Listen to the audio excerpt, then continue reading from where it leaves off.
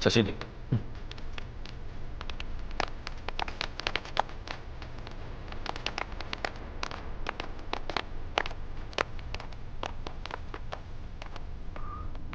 我来。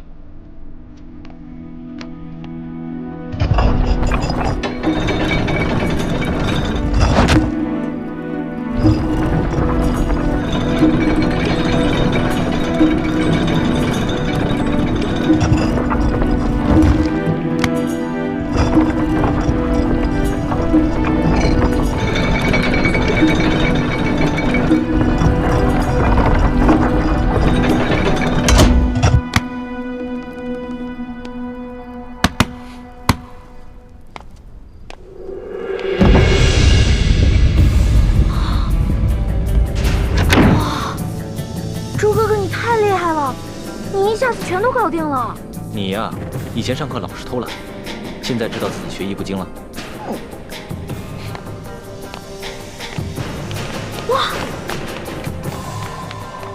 哇，这么多银子啊！哇！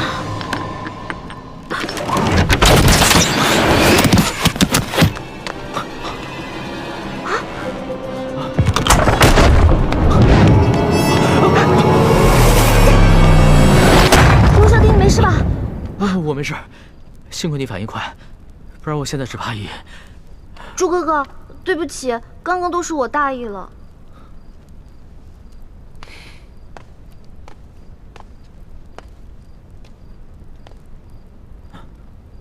主子，你没事吧？啊，我没事，没事，没事就好。你先通知外面的侍卫兄弟进来搬银子，我再检查一下，看还有没有什么别的机关。注意安全。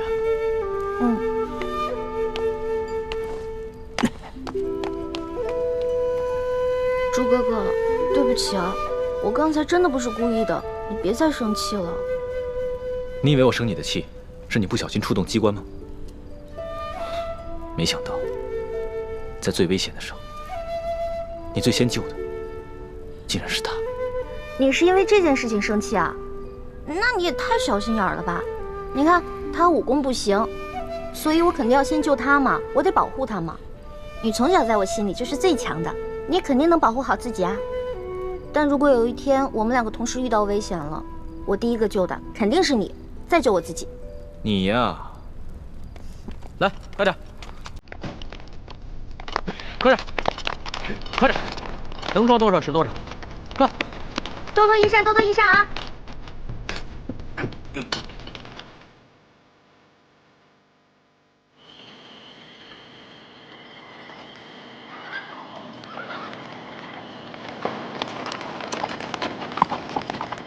痛快，真是太痛快了！今天晚上的经历真是太刺激了，我必将终身难忘。哎呀，可惜不能让史官把今夜的经历全都记入史册，更不能让太皇太后知道了。要是让他知道了，肯定有说把你带坏了。那可不就是你这个老大带坏我这个小弟的？嘿，你现在是赖上我了是不是？那好，不赖你，不赖你啊！老大辛苦了，等回宫了以后呢，我就重重的赏你。赏我呀？赏我什么？你说个数。你现在跟以前不一样了，我也不能狮子大开口。500两，300两，200两成交。你越来越小气了，你不会赖账吧？我发誓，绝不赖账。我以我本人做担保。我要是赖账的话，到时候我就把我这个人赏给你。哎，算了吧，你一次用膳就要吃上上百道菜，我可养不起你。如果你要赖账的话，我自认倒霉呗。李太医啊，今天晚上真是辛苦你了。我真是没想到，身边还有你这样一个全才，不仅医术好，武功好，还懂得机关阵法，懂谋略。让你做一个太医啊，实在是太委屈了。等回了宫以后，我一定好好提拔你。主子，其实今夜此次行动能如此顺利，并非臣有多厉害，而是臣的运气好，事先得到了裘贵庄园的机关地形图和卫队巡逻表。你能得到如此机密的东西，是裘贵身边有人给你做内应？是。看来真是得道者多助，失道者寡助啊！我一定要做一个有道的天子，不能做一个无道的昏君。龙小弟，我相信你。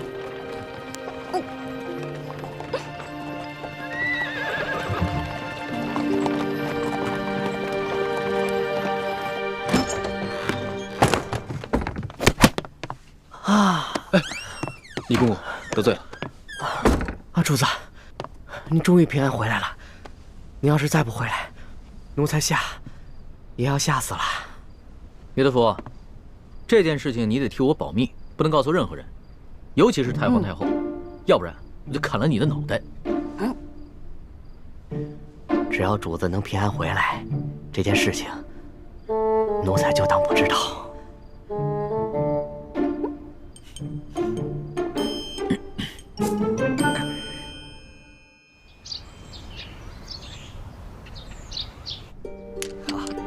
艾老板真是一个爽快之人啊！这样没问题，有钱财大气粗啊！哎，这样也没问题，对，说没错。艾老板大手好。老爷，银子都验过了，都是成色十足的官银。好，艾老板，真是诚信之人呐！我们商会已经准备好了1000担粮食，就在码头仓库里。如今银子已经交割完毕了，可以放粮了吧？那是自然啊，去，带着艾老板的手下到码头交割一下啊。是好的，跟我来，请，这边请。哎呀，艾老板，真是大善呐！您行此善事，上苍必定眷顾，此次劫难一定可以安然度过。裘某在此，先祝愿艾老板早日康复了。多谢裘老板吉言。我在府上已经设下了酒席，艾老板，上个光，也让裘某尽一尽地主之谊吧。好说好说，倒是让裘老板破费了。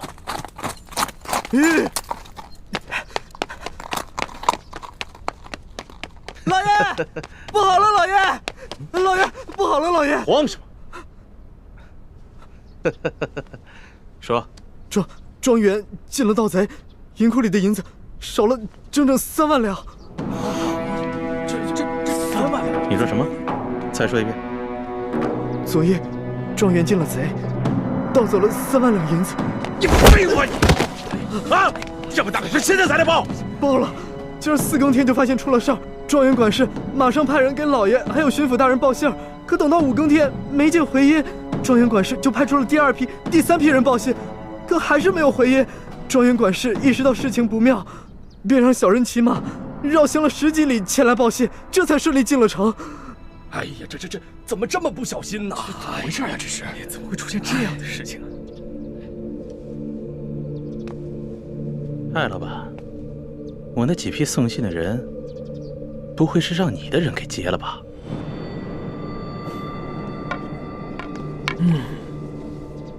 你说呢？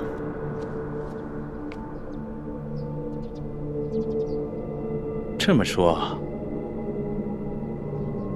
这批银子是从我庄子上劫的了？你说呢？你真是吃了雄心豹子胆了！去，把这件事报告给巡抚大人。是，来人，把他给我拿下！把他们抓！别嚎了，你外面那几条狗早就被我大哥解决掉了，嚎也没用了。你。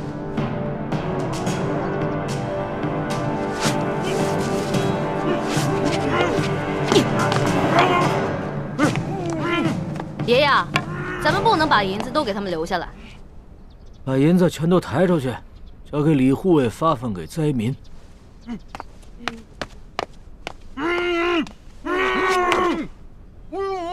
走吧，松儿。等一下。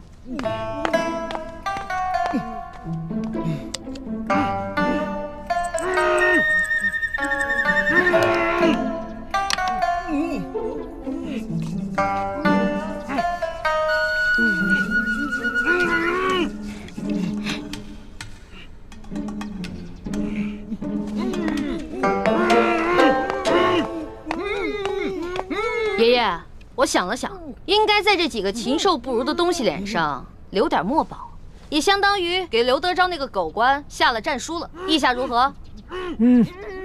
这倒挺有趣儿的。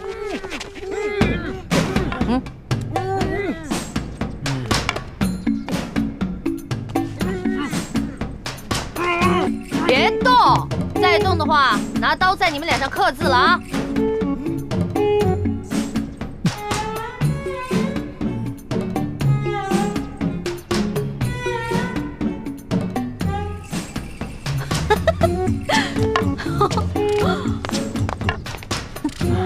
这边再写一个字啊！都给我老老实实待着。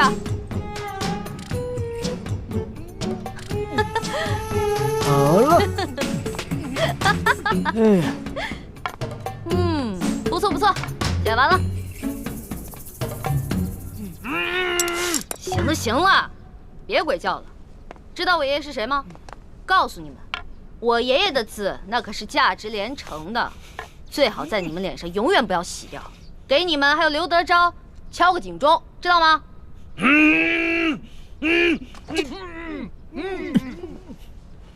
走吧，孙儿。走吧，爷爷。慢点啊，爷爷。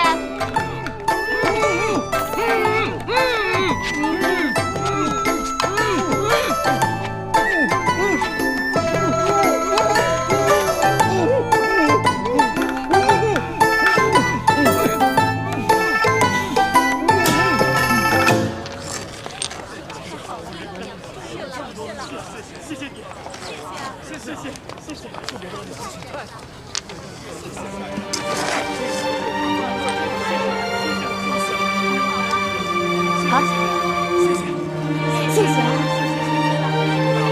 终于有吃的了。哎老爷，谢谢您。哎老爷，您可是活菩萨呀，是吧，乡亲们？各位不必谢我，其实我也是皇上指派下来赈灾的。你们手上拿的粮食和银两，全都是朝廷调拨的赈灾银和赈灾粮。接下来，朝廷还会有更多的赈灾计划，帮大家重建家园，度过灾年。谢谢皇上，谢谢大家，我们万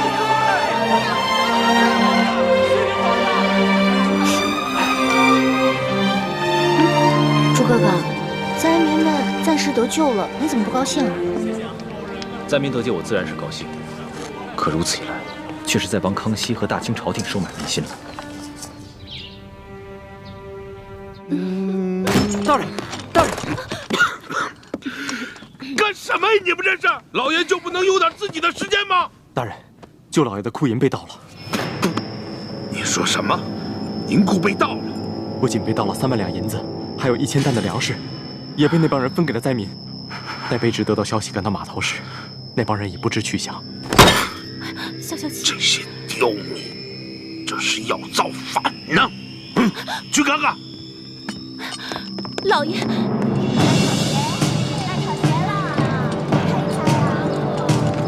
闪开！闪开！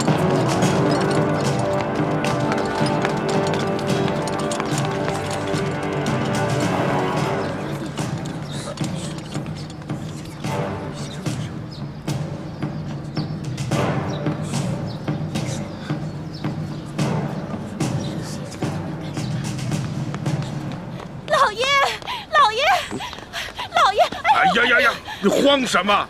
老爷好着呢，小心你肚子里的孩子，慢慢说。棍儿和那几个商人被人给绑了啊！看看去。走。棍儿啊！你知道轻点。棍儿啊！这是哪上着了？怎么不起来？这人怎么了？啊！哪个不要命的干的？你到底出啥事儿了？你倒是说话呀！你别吓我！你这是怎么了？来，先起来说啊！先起来！别碰我！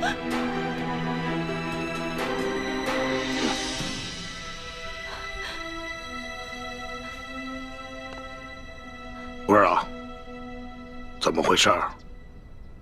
谁干的？兴爱，以前没打过交道，京城来的客商。看见了吗？看见我的脸了吗？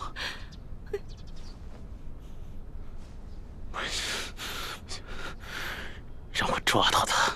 我扒了他的皮！刘德昭，这事儿你必须得给他做主。你看看他这脸，这脸都成这样，他怎么见人，他怎么活呀？你什么时候受过这样的委屈？什么时候被人这样欺负过？我跟你说，这事你要是不给他做主，我跟你说，以后你就甭想连个主角都没有。好了，成何体统啊！有事回家说去。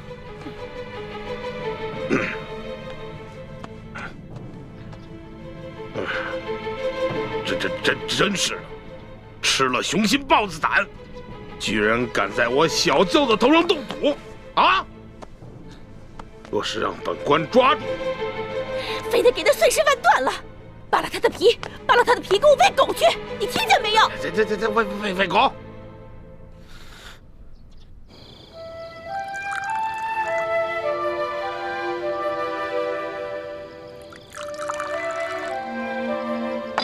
娄小弟，这杯酒我敬你，谢谢你为了老百姓，肯跟我们一起铤而走险。老大，这杯酒应该是我敬你和你大哥才对。要不是你们兄妹俩的话，我还不知道有多少大清的子民要惨遭刘德昭和这些贪官污吏的迫害。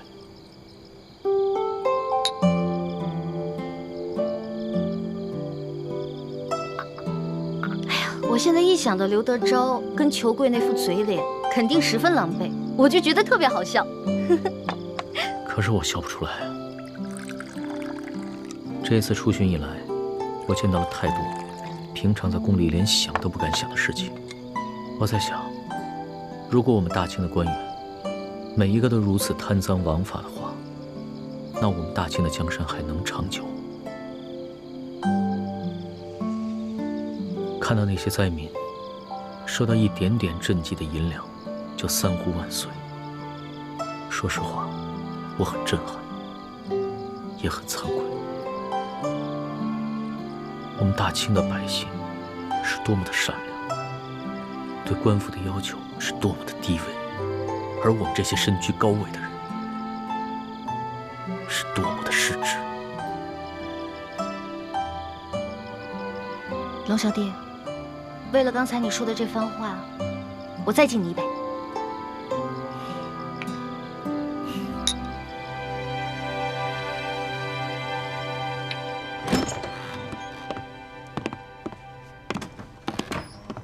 一欢呢？康熙心情大好，拉着一欢陪他喝酒。他们现在正在院中饮酒赏月呢。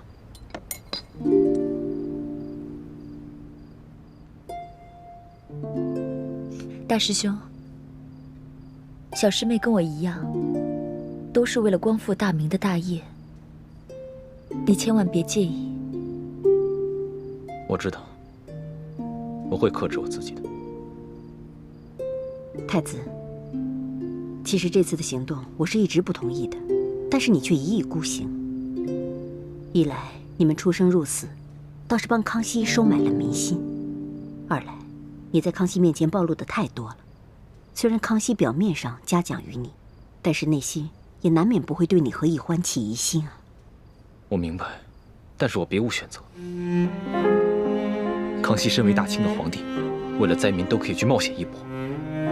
如果我为了一己私利而畏首畏尾的话，那在欢妹的心里，她会怎么想我？奕欢怎么想你和康熙，这并不重要。你所做的那么多，难道就是为了讨一个女人的欢心吗？你别忘了你的身份，你是大明最后一个太子。我没忘，我也不是为了讨奕欢一个人的欢心。刘师傅，就如康熙为那些饿死的灾民落泪一样，那是他身为当今天子的良知。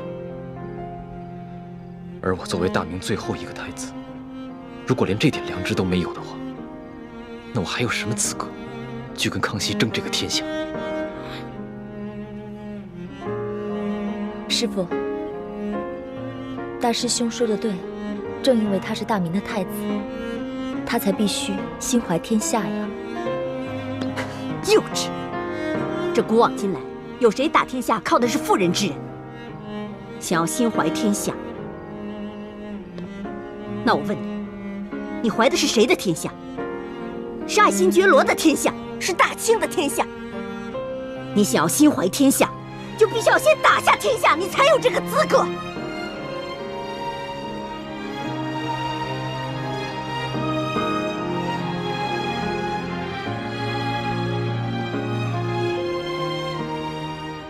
六师傅说的是，徒儿受教。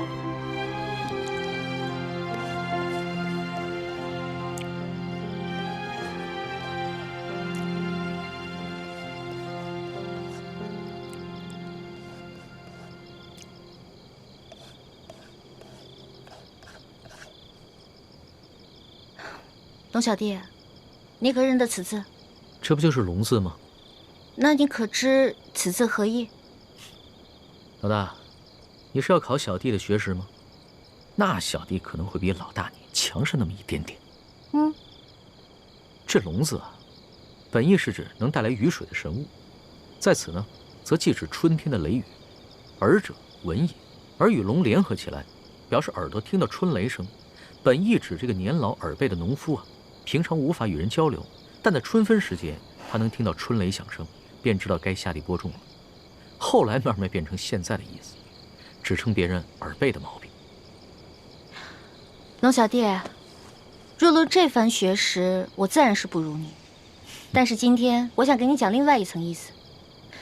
你看这个龙字，是龙跟耳结成的，这个龙指天子，意思就是说，其实天子的耳朵只是个摆设，民间的疾苦是听不到的。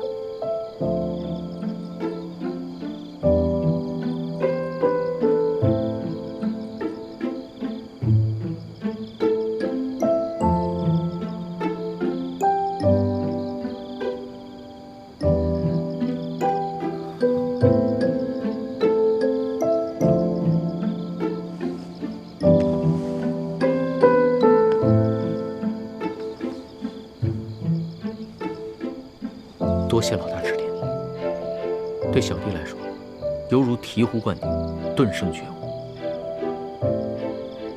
此次出巡以来，我这双耳朵总算是打开了。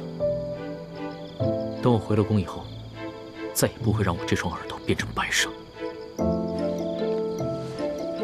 龙小弟，一言为定。为了你这句话啊，我再敬你一杯。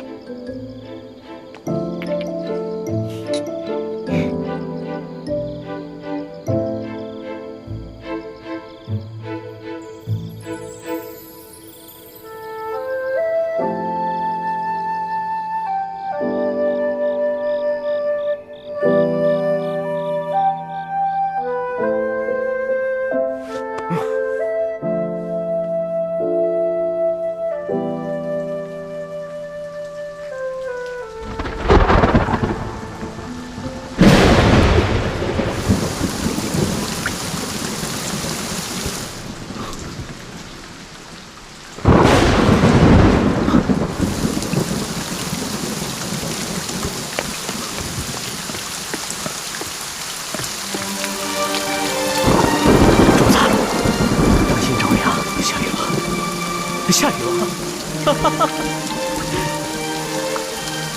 而且雨势还挺大。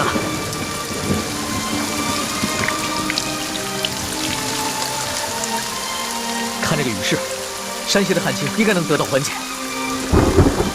这都是主子您宅心仁厚，感动了上苍，所以上苍才降下甘霖，拯救万民呐。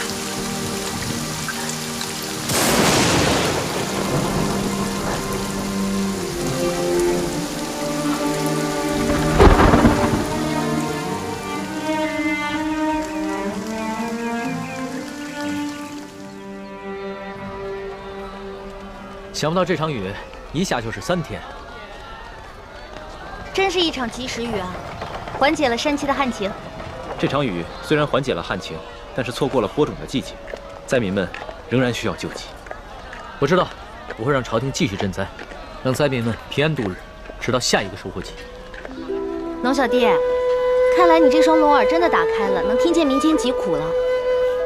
主子，咱们还是少在外面走动吧。前些日子发生那么大动静，一定会惊动官府。索大人出去调兵，不知道什么时候才能回来。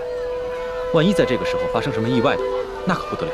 我想看一看刘德昭他们会如何行动。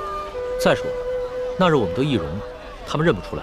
就是嘛，你要对我的易容术充满信心。主子，你看现在街道上，这个灾民比以前少了很多，多半是他们领到了钱粮，又看到旱情得到了缓解，所以都回家去了。只是这些钱财还完全不够，有一些住得偏远的灾民，还有一些老弱妇孺，就完全没有得到救济。主子，像那样的行动，可一不可再，还是等索大人调兵回来，拿下刘德昭这个贪官，再安排可靠的官员，严格执行朝廷的赈灾计划，才是长远之计。说的有道理啊。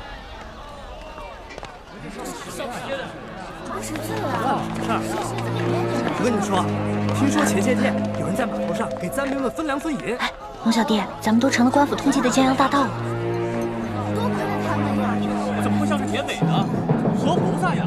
是啊，哪怕是活菩萨，现在都四缺难保了。这劫了官粮官银，可都是杀头的罪啊！是啊，就咱们老百姓最可怜了。逆来顺受是个死，这官逼民反还是个死啊！你说他们这些好人都被抓了，多好的人生，太可怜分粮了。咱们老百姓真没有活路了。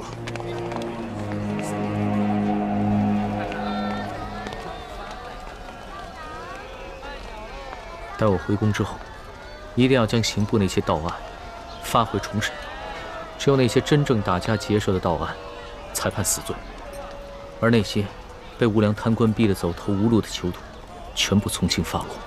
龙小弟，你简直太圣明了！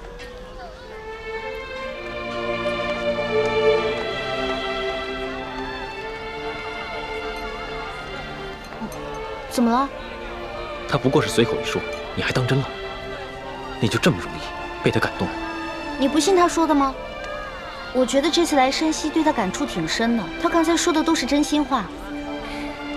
只怕他的真心不过是一时头脑发热。你别看他现在义愤填膺，对官逼民反的百姓充满了同情，但只要回到了紫禁城，他的心境和立场立马就不一样了。到那个时候，他最先考虑的是如何维护朝廷的权威和自己的龙椅，而不是百姓的疾苦。朱哥哥，你这么一说，我心里怎么那么失落跟害怕呀？环梅，我知道你对康熙充满了幻想，但将来你就会慢慢明白，他绝对不可能是你想象中的那个样子。让开，让开！官爷，求你再仔细看看这画像，和老朽只是略有几分相似。闪开，闪开，闪开！这三个人看上去跟老实巴交的，哪有胆量去劫官粮官银啊？就是啊，看他那个小身板，个个瘦的跟皮包骨头似的，就算有那个贼胆，也没那个能耐呀。行，这三位活菩萨神龙见首不见尾，给灾民发放完钱粮之后就消失得无影无踪，肯定是有来历的高人啊！就这帮饭桶，只知道欺压老百姓，他们哪有本事去抓人呢？就是啊。还不是只能找几只替罪羊上去交差呀？可是这三个人只是跟通缉的要犯长得有点像，当官的无凭无据的，能随便判人死刑啊？要证据还不简单吗？这帮官老爷哪个不是无中生有、栽赃陷害的能手啊？这可是死罪，这犯人不认罪，当官的他也能硬判啊？嗨，只要进了公堂，还由不得你不认罪啊！三步之下，何共不可？对，到了秋后，三颗人头落地，这案子就了结了，官老爷又可以高枕无忧了。走，咱们去看看，看看巡抚大人看看去，看看去。对，走。龙小弟，怎么办啊？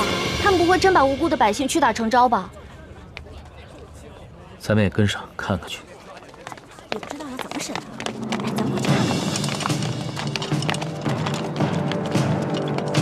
走，快点！让开，让开！主子，现在怎么办？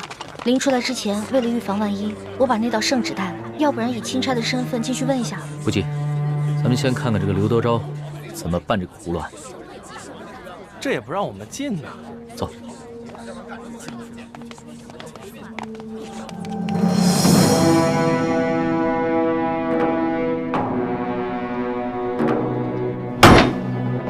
王13胡二狗谢大牛，你们说你们并未劫粮劫银，可是为什么从你们家中搜出了失窃的官银跟粮食？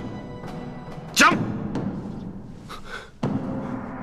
大人呐，小老儿实属冤枉啊！那些粮食和官银，不是官府赈灾分给咱们灾民的吗？那爷在码头娶了好些个灾民。每人都分到了1斗粮食和1锭银子啊，大人！大人，小人更冤枉啊！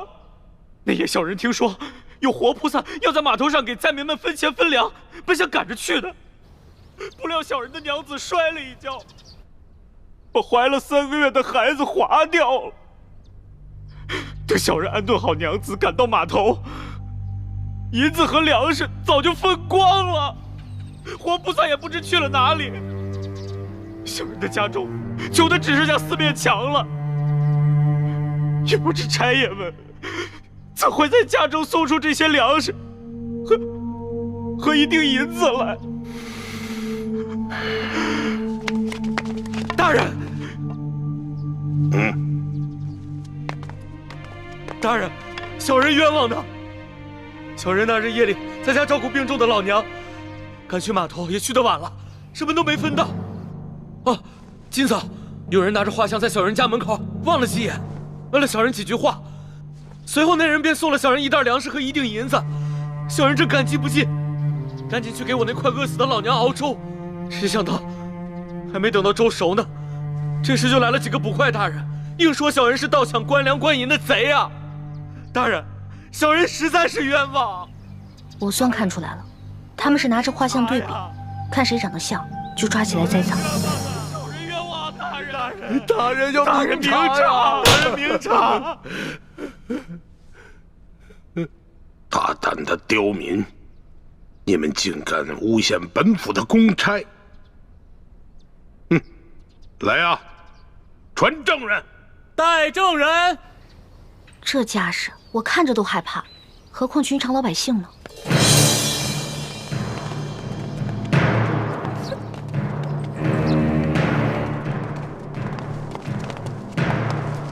参见大人。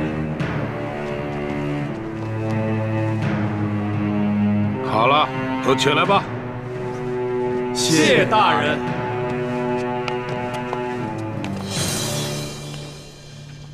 主子，他们脸上那些墨汁啊，是我之前加过药的。要是想洗掉的话，除非搓掉一层脸皮，不然的话1个月都别想洗掉。这些梁上丝毫没有吸取教训。脸上的字还在，却又在陷害无辜百姓了。他们竟然如此不知悔改，将来我便命人将这些字刺在他们脸上，除非他们撕掉脸皮，要不然一辈子都洗不掉。真的？那就太痛快了，这就叫做恶人自有恶人磨。你什么意思啊？我也是恶人。我不是那个意思，我的意思是说，古往今来哪个皇帝不杀人啊？一句话不就血流成河吗？难道不是最大的恶人？环美，就算主子说了，在宫外可以畅所欲言，但你也不能不知轻重，胡乱说话。我知道了。龙小弟嘛，宰相肚里能撑船啊，更何况你是皇上，所以你肚里可以撑100只、1000只，可以撑上万只啊，所以你肯定不会跟小女子计较的，对不对？哎，行了，别说那么吵，我都听不清公堂上的动静了。哦，你们几个证人，认一认前面这3个，他们可是那日打劫你们的匪徒。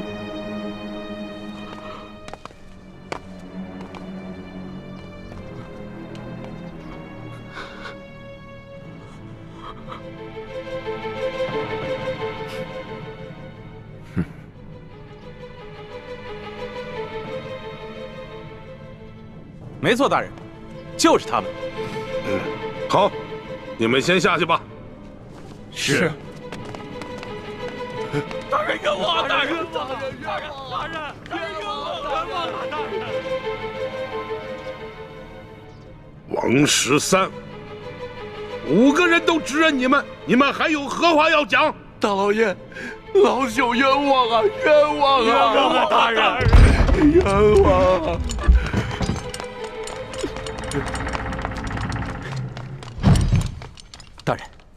这是我等从那3人家中搜出的迷药。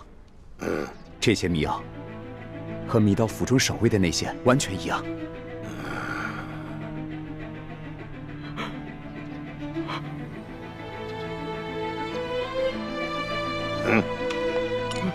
大人，大人，小人跟老娘经常挨饿，早都不想活了，就连买包老鼠药的钱都没有，哪里来的钱买迷药啊？大人，冤枉啊！大人，大人，小人和娘子也饿了好些天了，家中若有迷药，早就不管这么多，先吃下去了，哪里还能留到官员们来搜啊？大人，冤枉啊！大人，大人，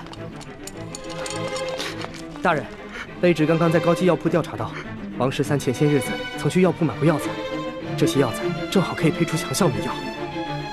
这是高级药铺掌柜高老师的书证，大人请过目。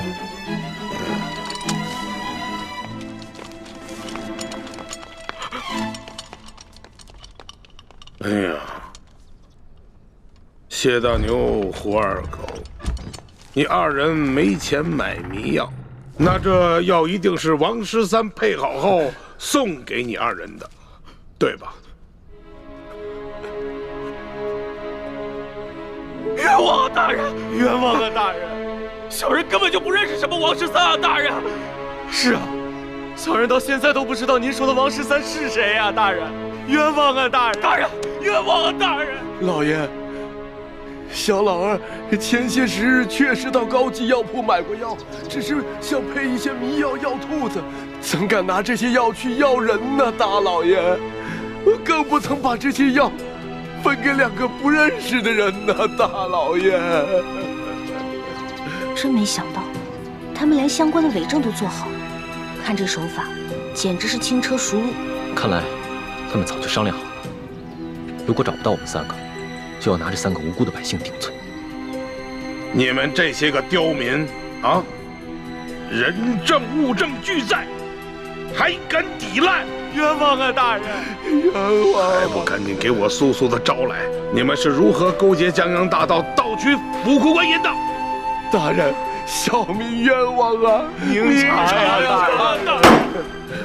一群刁民，刁民！事到如今还敢喊冤？好，来人呐，每人重打30大板！看你们还敢嘴硬！打！小人冤枉啊，大人！冤枉啊，大人！冤枉啊，大人！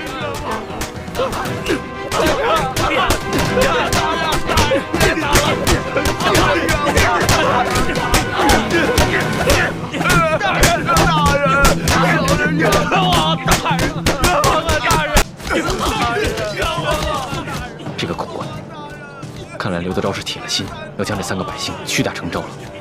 主子，我实在看不下去了，我必须要阻止他们。我眼下好歹也是奉旨查处书剑一案的钦差大臣，纵然无权过问山西的地方政务，但刘德昭应该也不敢把我怎么样。这样吧，你先去击鼓鸣冤。是。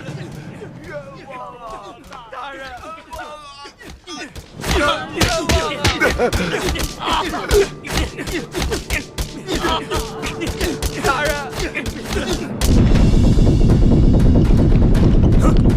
你干什么呢？要干什么？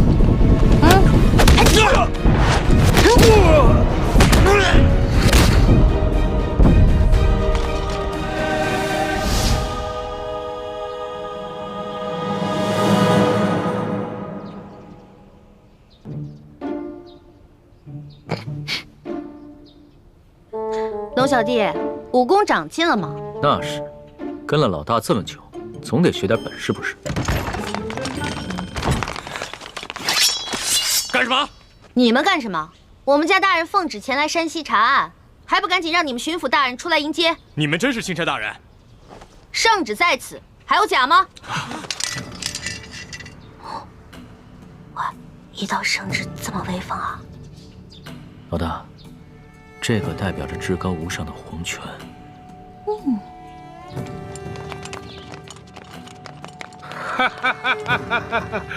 龙大人，刘德昭恭迎钦差大人。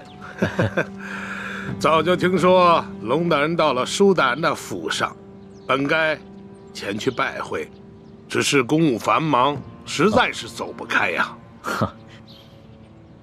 早有耳闻啊，这山西旱情严重，刘大人一边忙着赈灾，一边忙着缉捕盗匪，确实是忙得很呐。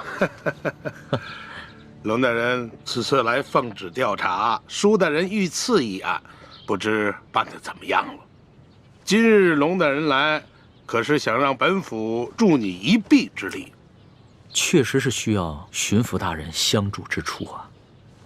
本府定当全力配合。哎，不过龙大人，你也看到了，本府现在正在审理一起盗匪之案。不如这样，龙大人先暂时去我的后堂歇息，待本府办完此案之后，再到后堂听龙大人通报舒总兵遇刺一案的案情如何？刘大人，这3天前夜里发生的重大盗匪案，没想到今日就抓到了匪徒。刘大人的办案效率实在是让我钦佩。刘大人，不知本钦差是否可以在此旁观刘大人审案呢？龙大人呐，你不过是奉旨来查办舒总兵遇刺一案的。这盗匪之案呢，与舒案呐，没有任何之相关联。哎呀，若是要旁听的话，不太合适吧？刘大人，本钦差只是旁观而已，绝不干扰刘大人办案。再说了，等本钦差回了宫以后啊，这皇上问起在山西的见闻，我也好将刘大人的这高效办案的美名上达天听啊！哎呀，龙大人若是执意要旁听的话，那就堂上请。哎，请。请。刘大人，这3个就是劫银劫粮的盗匪吗？不错，现下人证物证俱在，可是他们抵死不招。大人，老朽实属冤枉啊！大人，刘大人，不知有何人证物证，可否给本钦差瞧瞧？龙大人，你可是奉旨前来查办舒总兵遇刺一案，好像这个案子与你的案子没有任何关系吧？你只静静的旁观就好了。这具体的案情，本府无可奉告。王13、谢大牛、胡二狗，你们现在可冤招了！冤枉啊！大人，冤枉啊！小民冤枉啊！好一帮刁民，看来不动大刑，尔等是不会招供的。来呀！大刑伺候！大人饶命啊！大人，冤枉啊！大人，冤枉啊！冤枉啊！大人，饶命啊！如今人证物证俱在，你们是抵不了赖的，还是老老实实的招认了吧，免得再受这皮肉之苦。大人，老朽自打进了这个公堂，我就知道我不可能活着出去了。老朽经不起如此大刑，老朽冤招啊！大人，胡二狗、谢大牛，你们呢？小人冤枉啊！大人。王13，你就先招吧。大人，我招。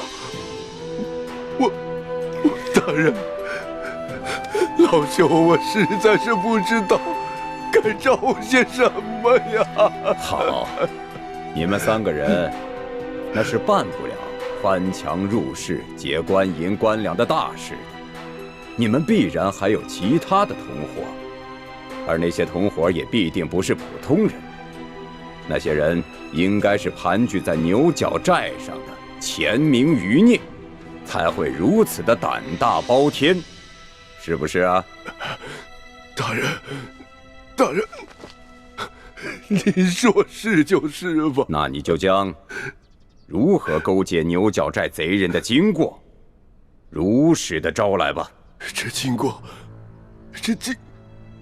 大人，老兄年老昏聩，这经过我实在是记不清了，就以大人调查的为准吧。好，那么你再想想，你又是如何联系胡二狗和谢大牛，去给牛角寨的匪徒做接应的？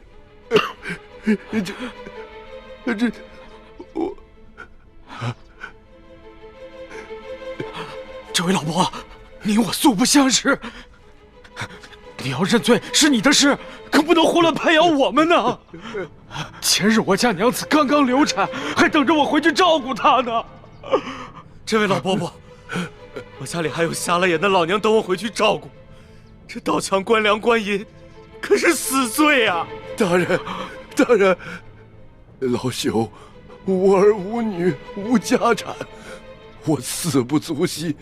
可是我与这2位小兄弟素不相识，你要让我胡乱指证，小老儿我心里实在是不安呐。看样子你还是没想明白呀。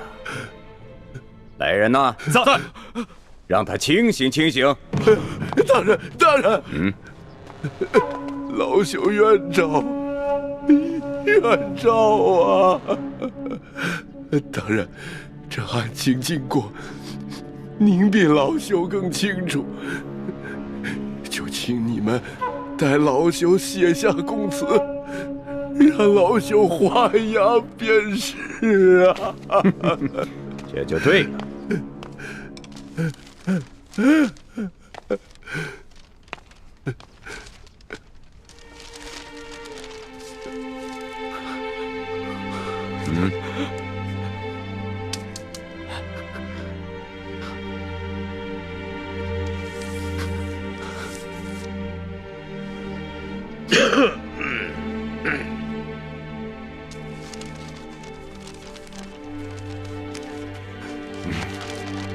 来人呐，在，把王13押下去。是。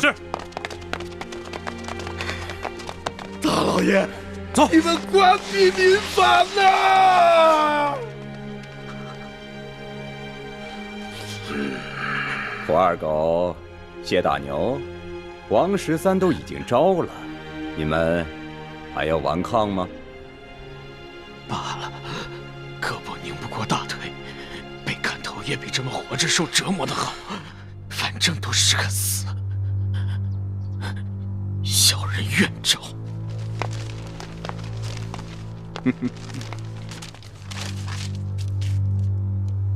有劳大人转告小人娘子，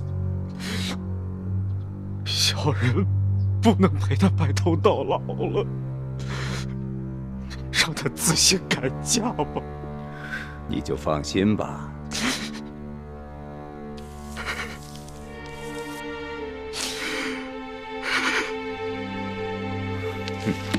来人，在，把胡二狗带下去。是。走。哎呀，谢大牛，就剩下你一个人了，怎么着啊？你们这些狗官，简直丧尽天良！就算你们有本事瞒得过朝廷，瞒得过皇上，你们也瞒不过老天爷！住口！来人，把他的嘴给我塞上！是。慢着，贼什么嘴呀？他不是愿意骂吗？你让他骂。谢大牛，我告诉你，皇上远在紫禁城里，你就是把喉咙骂破了，皇上也听不见。现在呢，我就给你一次机会，你是直接画押呢，还是领教我这堂上诸般的刑法之后再画押呢？狗官，你不得好死！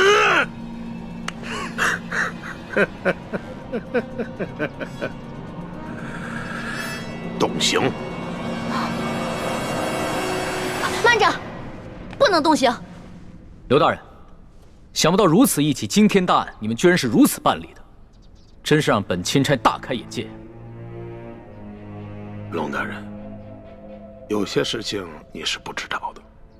此地民风向来是彪悍奸诈，这几个人装出一副可怜的模样，不过是想博取龙南的同情罢了。尤其是这个谢大牛，他爹曾是牛角寨上前明余孽中的一员，前2年刚被判了腰斩，而且那起案子就是谢大牛他娘亲自出手的。可是我实在没有想到啊，如今他谢大牛长大了，仍然与这牛角寨暗中勾结。当初我娘出手，害得我爹被腰斩。我一直以为我娘做得对，我爹就是个大逆不道的糊涂虫，他该死。可我如今才明白，是我娘错了，是我娘错了。这大清的天，简直比锅底还要黑呀！这百姓就该反！住口！住口！龙大人，你听见了吧？你看见了吧？此人果然是前明的余孽呀！他勾结山匪，打劫官府的库银。即便是他不招供，就冲他刚才那番说辞，本官也可以判他个斩立决！斩立决！刘大人，若不是你们软硬兼施，诱供逼供，这谢大牛又何至于恶言诅咒朝廷？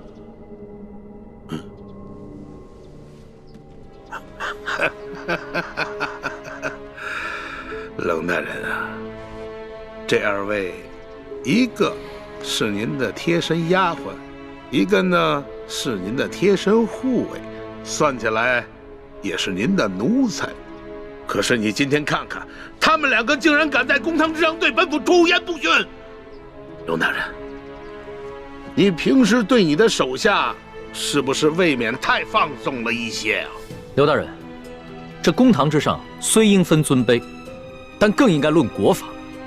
你这个审案的手段，的确让人无法苟同啊！哼，龙大人，这说起来，你虽然乃是一个奉旨办案的钦差，不过是官拜5品，比起我这2品的大员来说，似乎是还低了这么几级吧。而且这圣旨上写的是明明白白，你龙大人是来办理舒总兵遇刺一案的。龙大人啊，你这干涉我地方的刑案，恐怕是不合体力吧？刘大人，下官的官职是比你低，可是你就不怕下官回了京城以后，向皇上交旨之时弹劾你吗？龙大人，皇上虽然年少，但他却是圣明的天子，我想他不会听你一面之词的。龙大人啊，你这一路辛苦了，我看还是到后堂先歇息吧。待本府审完这起案子之后，再同你好好交流交流同僚之谊吧。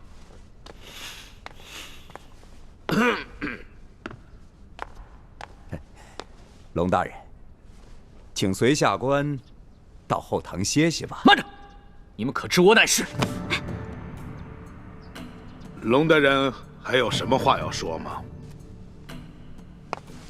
主子，要不然您把密旨拿出来给刘大人看看吧。密旨？对啊，皇上不是给您下了一道密旨吗？让您调查舒总兵一案之时，顺便督查一下山西赈灾情况以及地方官员官风吗？哎呀，龙大人啊，实在没有想到啊，龙大人身上还有皇上的密旨啊！不知皇上的密旨现在何处啊？可否让本府看一看？这密旨，啊，让奴婢小心翼翼地藏在行李箱里了。主子，要不然您随奴婢回去取一趟吧。也好，刘大人请稍等一下，下官这就去取。那个龙大人，是否让本府派一队兵士护送啊？不必了。李护卫，你接着替本官陪审，顺便提醒一下刘大人，不要滥用酷刑啊。卑职遵命。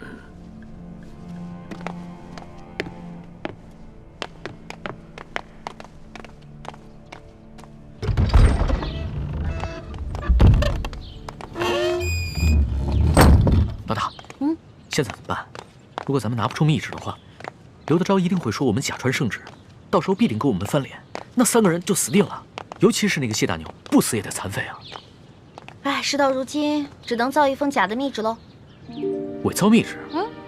这个刘德昭身为山西巡抚，又加兵部侍郎衔，乃2品大员。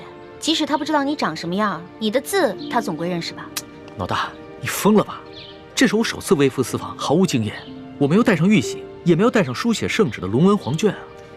万事都有变通的嘛，龙小弟。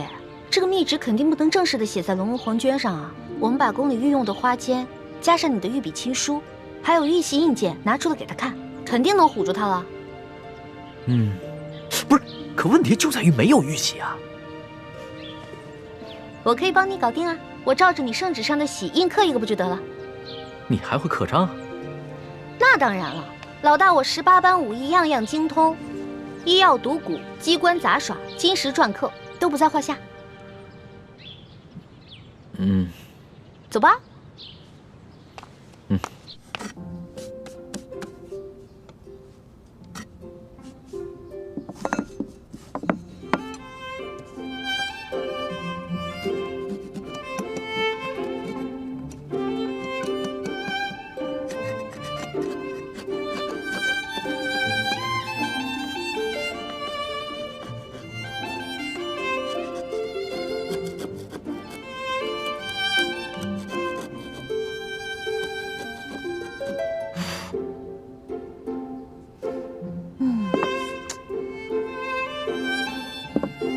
龙小弟，你看这样行吗？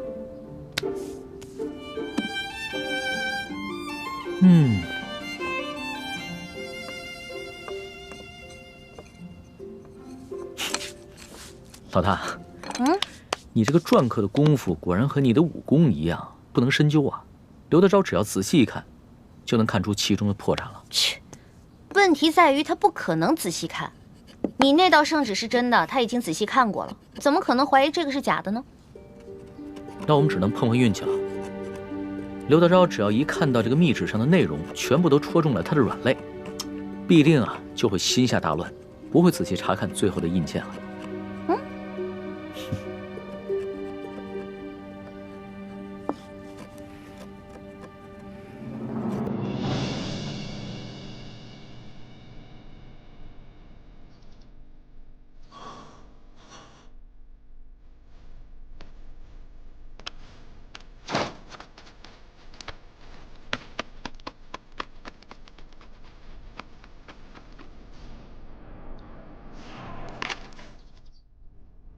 李护卫，不知你家大人和令妹何时会回来呀？我家大人回去以后还需要沐浴更衣，就麻烦刘大人和诸位大人再等等。要不，先把这谢大牛押下去，等我家大人回来了再审。来啊，在，将这谢大牛先押下去。是。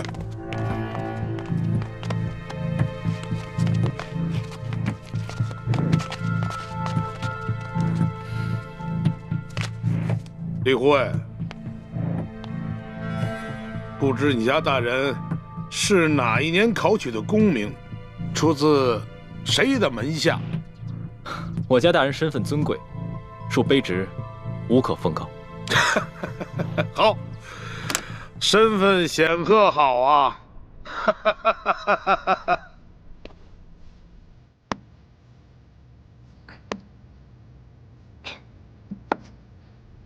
哇，大功告成！龙小弟，怎么奖赏我？奖赏？伪造官印已是杀头的大罪，这伪造玉玺是要诛九族的。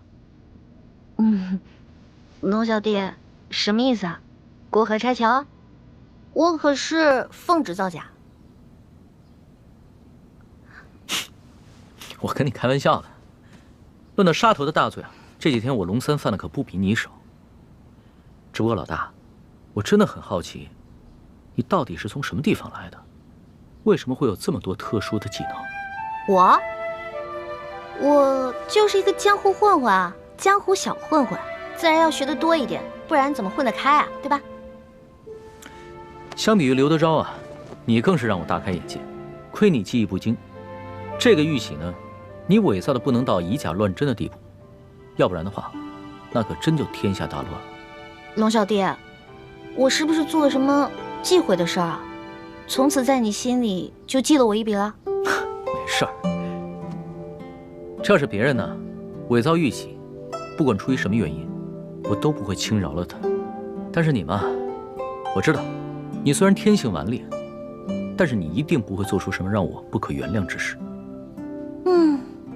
虽然你嘴上这么说，但是我知道，在你心里已经对我有防备了。早知道我就不出这个馊主意了。另外想办法救那3个百姓啊。反正呢，我已经打定了主意，这次回宫以后，就一辈子把你拴在我身边。这样的话，你就不会犯下什么连我都保不住你的重罪了。我才不要在那个像金笼子一样的紫禁城里坐牢呢。君无戏言，记住我刚才说的话。可是你现在已经不是皇上啦，你是我的龙小弟啊。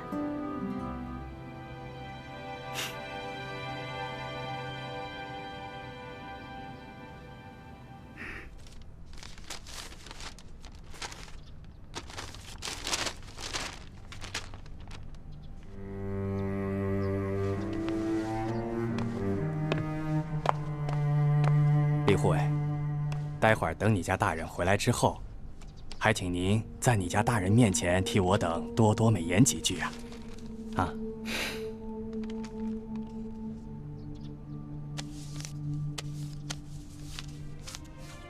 好说，好说。多谢。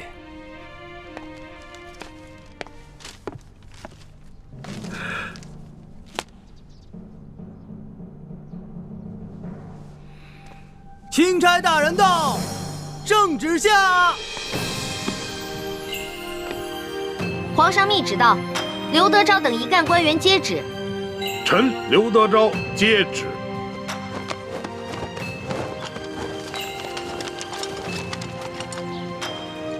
奉天承运，皇帝诏曰：着龙三为钦差大臣，在查办舒总兵遇刺案之时，监督查访山西赈灾之详情，以及地方官员之官风政绩，如实禀报，不得有误。吾皇万岁万岁万万岁！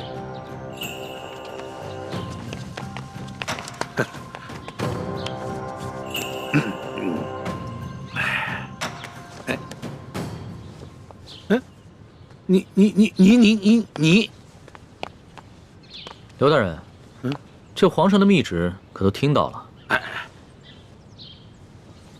这临出宫前啊，皇上再三叮嘱，一定要详查山西的赈灾详情，以及地方官员的官风政绩。那就有了各位大人多多配合了。哎呀，龙大人您就放心，我等自当竭尽全力的配合龙大人。龙大人这一路实在是辛苦了。这舒总兵的府邸的位置这么偏僻，而且呢，设施呢又这么简陋，实在是委屈龙大人了。龙大人是这样啊，如果龙大人您不嫌弃的话啊，毕府呢有一个小小的别院，而且环境十分之优雅，出行呢十分之便利。大人可否考虑移驾到小院暂住啊？多谢刘大人的美意。只不过啊，这皇上下旨让下官巡查当地的官风，你我不适合走得太近，只怕别人容易多说闲话，对你我都不利啊。哎呀，龙大人，你看你啊，自京城远道而来，那是翻山越岭啊，太辛苦龙大人了。你看啊，你既然到了这里，那怎么着也得让我们这些地方的同僚尽一尽地主之谊吧。主子，咱们这几天在舒府，天天粗茶淡饭，嘴里都淡出鸟来了，不如就看看这刘大人有什么好东西招待我们。鸟的，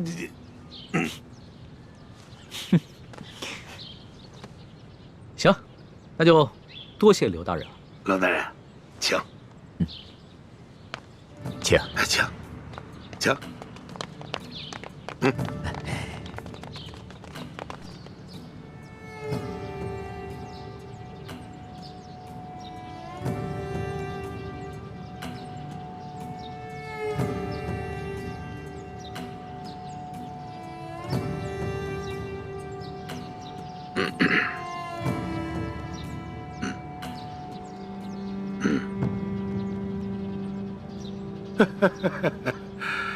哎呀，龙大人啊，能够来此与我们这帮地方同僚小叙，实乃是我等荣幸之至啊！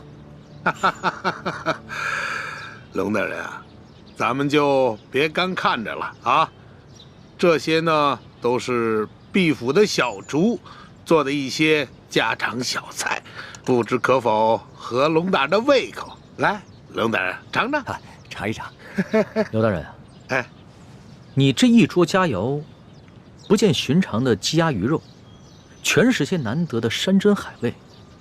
刘大人啊，你这家常小菜可比皇上御膳的规格还要高啊！龙大人说笑了啊，这是夸奖我啊。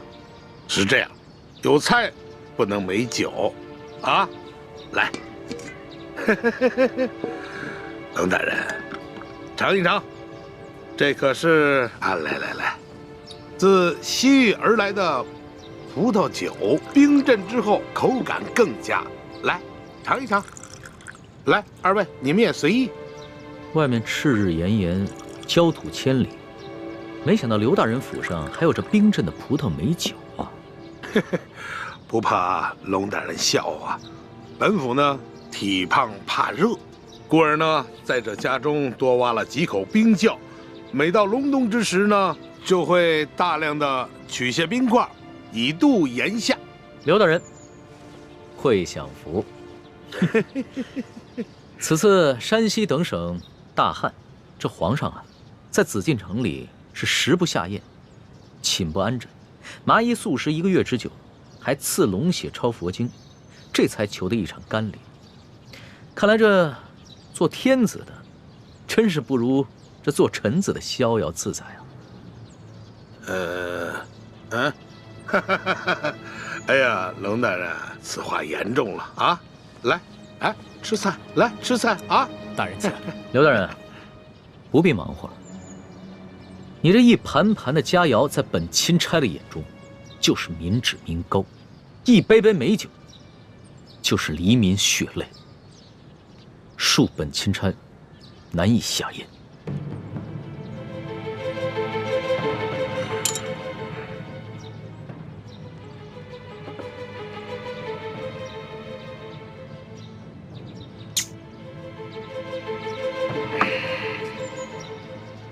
龙大人果然是忧国忧民呐，让我等十分惭愧啊！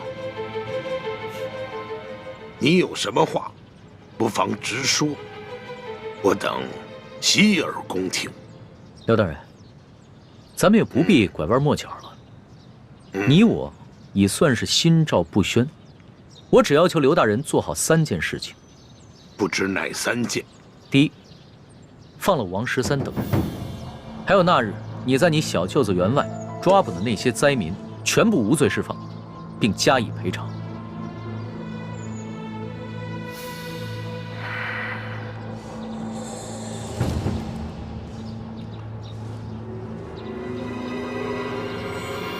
好，这就去办。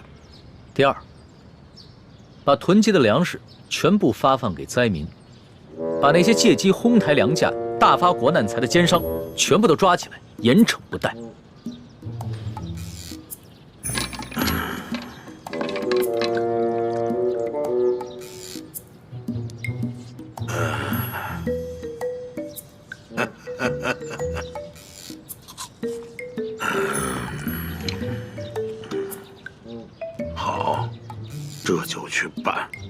第3，交出赈灾银两的账目，并打开银库，让本钦差一一核查清楚，若有短缺，你等自行想办法补上，然后再跟本钦差一起，把这些银两发放给灾民。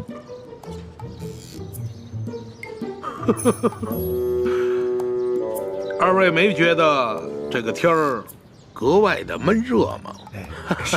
是啊，热得很。好啊，我这就调集人马，即刻就办。刘大人啊，你可不要敷衍本钦差啊！你们应该都清楚，眼下能否办好这3件事情，不仅关系到数十万灾民的生死，更关系到你等一干地方官员的前途和性命。本府明白。行，那本钦差就告辞了。宋大人，不必了。诸位大人，留在这儿，继续享用这些美酒佳肴吧，别浪费了。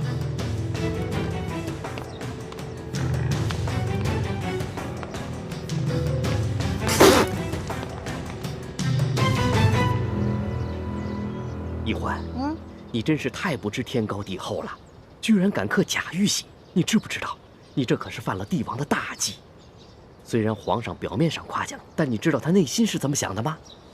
我知道啊，我当时说完就感觉到了，他心里肯定不开心了。可是现在反悔也没办法了呀。叔父，易欢也是救人心切，他一向心性单纯，不明白帝王的复杂心思，现在埋怨他也没用了。本来就是啊，我以为我在帮他解围，而且是他让我刻的，谁知道会这样。朱哥哥，我是不是又办傻事了？是有点傻，但是我不怪你。我们本来就跟康熙势不两立，翻脸也是早晚的事情。好在眼下他跟我们还算是同一条船上的人，就算是对我们起了防备之心，也只能暂时和我们维持眼下的关系。你不必过于自责。从小到大你都这么包容我。你呀，我早晚得死在你们两兄妹手里。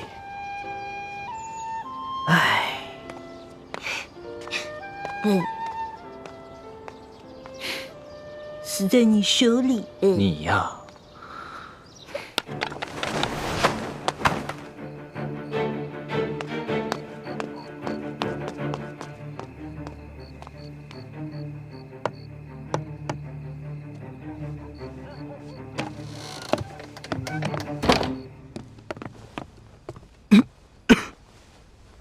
都是因为那夜我下手太重，要不我先用内力替你疗伤。多谢前辈，不必了。刘德昭一直怀疑他身边有了奸细，只是还没有怀疑到我身上，所以我不能耽搁太久。是不是刘德昭他们又有新举动了？今天钦差大人直接来了富雅，还亮出了皇上的密旨，把刘德昭他们吓了个半死。钦差大人走后，刘德昭便召集了他那几个心腹的官员和富商，一起商量对策。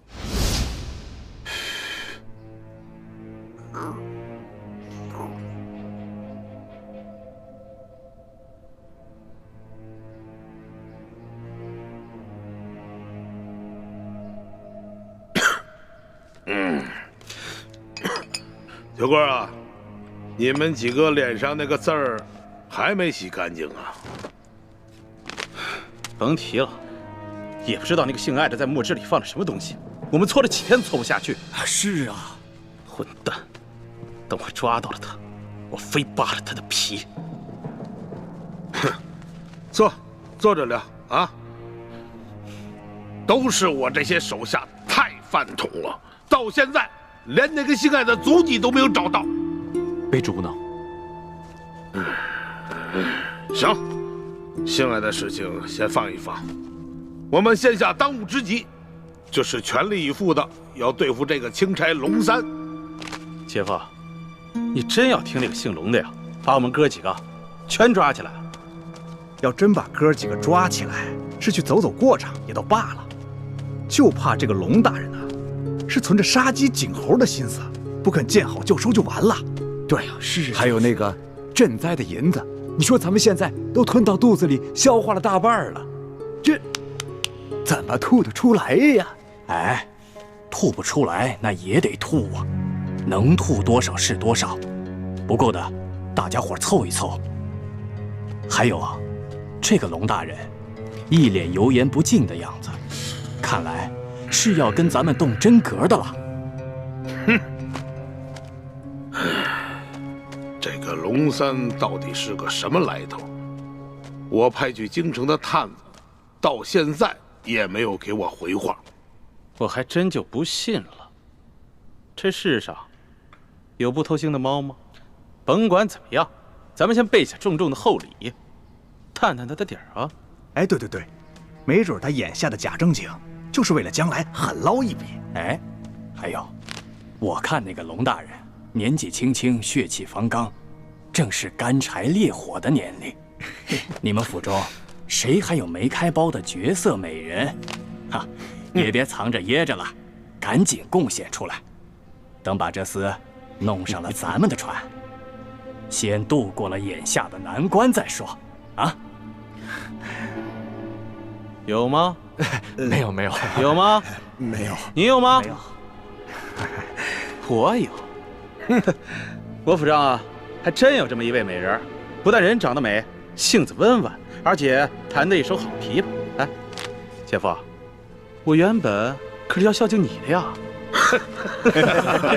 你小子，哎呀，任这美人如何的貌美天仙，我现在已经没有这种心情了。也罢，让这个美人去试一试龙三。哎，秋贵啊，记好了啊，一定要查清楚这个女子的身份，不要再给我添乱子了。你放心吧，姐夫，她呀是一个孤女，我发现的时候都快饿死了，是我收留了她。锦衣玉食养着她，现在对我是感恩戴德，让她陪陪钦差大人，不为过吧？哎，不为过，就是。我想，二位一定也猜得出来，他们所说的这个绝色美人是谁吧？该不会就是婉欣妹妹吧？正是。婉妹知道裘贵要把她送给刘德昭，她以为只要进了刘府见着我们便有机会私奔，所以这几日她在裘府不哭不闹，还假意奉承裘贵。我本想等我伤好了把她救出来，可没想到这帮禽兽居然想让她去侍候钦差大人。裘贵这个禽兽，早晚有一天我要亲手宰了他。刘德昭等人若是把舒婉欣献给钦差大人，那他私自出逃，让人冒名顶替进宫之事就会暴露。所以我才急着来找你们报信儿，跟你们商量对策，但一直没找到机会，直到现在我才能偷偷溜出来。孟大哥，你还是来晚了。刚刚刘德昭的人已经接走了钦差大人，想来就是要行使这个计划了。什么？那如果钦差大人识破了婉妹的身份，而你是冒名顶替，那你和婉妹就都麻烦了。眼下之际，也只有我立刻赶去刘府，在舒婉欣被献给钦差大人之前，把她给劫走。好，那我现在就回去，暗中协助你们，希望一切还来得及。好。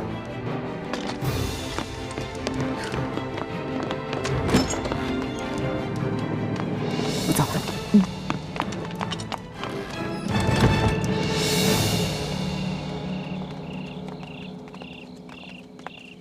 钦差大人，我家大人有要事要和大人商量。